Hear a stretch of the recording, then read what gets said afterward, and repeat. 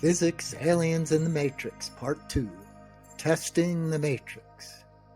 Not only are many physicists atheists, but many are materialists who faithfully believe there is nothing other than our physical reality. Skeptical physicists' resistance could be seen as a reflexive defense developed over centuries of battle between religion and science, where a great scientist like Galileo was sentenced to house arrest for life by the Catholic Church for the crime of saying the earth revolved around the sun. Since scientists finally won the war to become the high priest arbiters of what is true and real in our world, they may be wary of anything that threatens their position. As mentioned in part 2 of this series, when confronted with the results of the double-slit experiment, the skeptics have argued for decades that conscious observation couldn't cause the subatomic particle wave function to collapse. It must somehow be caused by physical interaction with the detectors.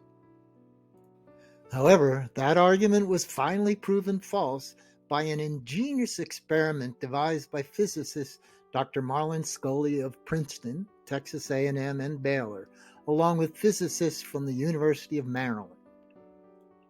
The experimenters sent photons through the double slits into material that caused the photon to spit out an entangled pair. The original photon made its way to registering on the screen without ever encountering a detector, and its entangled pair didn't encounter a detector until 8 nanoseconds after the original photon had already registered as a particle or part of a probability wave pattern. So the experiment showed that physical interference by a detector was not causing the collapse of the wave function. Instead, it supported the conclusion that consciousness is involved in causing the photon to move from the realm of probability to physical reality. But that's not the most amazing result. To see it, you can fast forward through the following details about how the experiment worked, all the way to the section entitled Amazing Conclusion. Or if you're a physicist or physics buff, I hope you'll enjoy the following experiment details that I gave for a study group. So there is material on the other side of the slit. When the photon goes through A or B, it spits out an entangled pair of photons.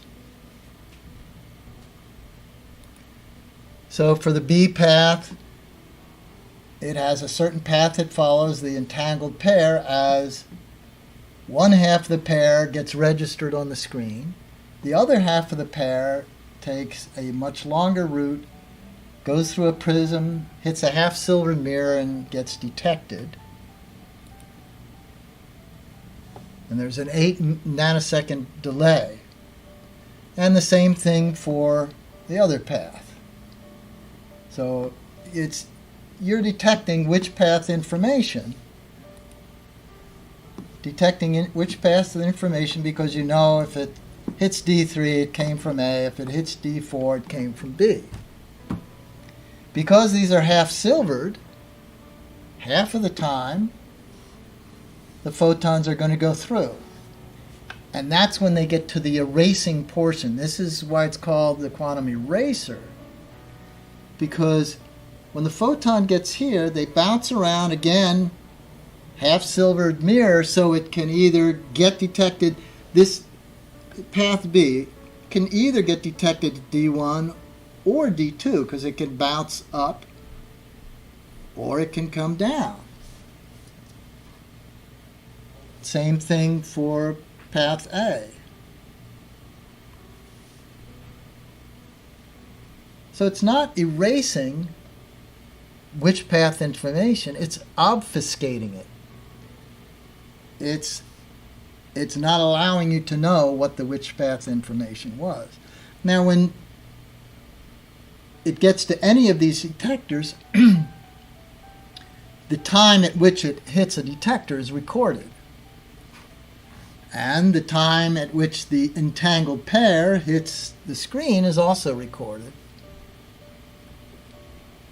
So that once all the data has been compiled, then you can analyze the data by first plotting on the x-axis where all the quanta was detected and at what time. And since you know what time a photon hit the screen here, you can look to see if its entangled pair, which detector its entangled pair registered.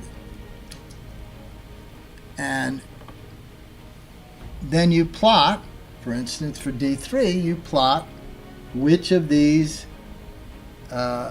photons were detected by D3, and you plot which were detected by D2, and so on. And of course, D2 and D1 have no witch path information. Only D3 and D4. Once you've separated out the points and when they're detected, you see that photons that had no witch path information forms a fringe pattern. Particles that were detected with witch path information forms a particle pattern. By the way, they didn't use D4, they just needed D3 for their data. So, that's how the delayed choice quantum eraser experiment works. If you fast forwarded to the amazing conclusion, here it is. The delayed choice quantum eraser showed that measurement of a photon's path information in the present determined the behavior of its entangled pair 8 nanoseconds in the past. In other words, the astounding fact is that whether or not you look at path information in the present determines whether or not photons registered as waves or particles in the past. According to physicist Tom Campbell, those experimental results can be seen to support his VR simulation theory of reality when we look at how video games work. In a video game, reality is not rendered to the player until it is needed due to their focused attention. Turn to the left, the game renders what's supposed to be on your left. Turn to the right, and it renders what's on your right. It doesn't waste computational resources rendering things until you need to see them. Similarly, the registration position of the original photon in the delayed choice experiment would not be finalized until the witch path information of the entangled pair is observed by the experimenter. Campbell says there's an important difference between detection and observation. According to his theory, if witch path information has been recorded in any variation of the double-slit experiment, but the information has been destroyed before the experimenter can observe it, then the registered photon should appear in a wave pattern. Unfortunately, an experiment to record witch path information, then destroy the information before observing it, has never been done. So physicist Campbell proposed that and other experiments in a peer-reviewed paper in the International Journal of Quantum Foundations.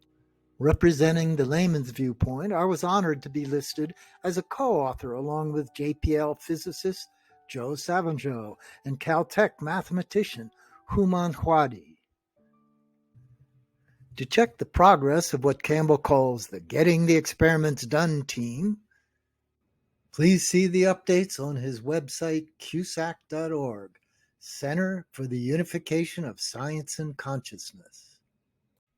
And please view part 3 of our series to see how simulation physics may help describe a structure of the universe that fits with information from alien contactees.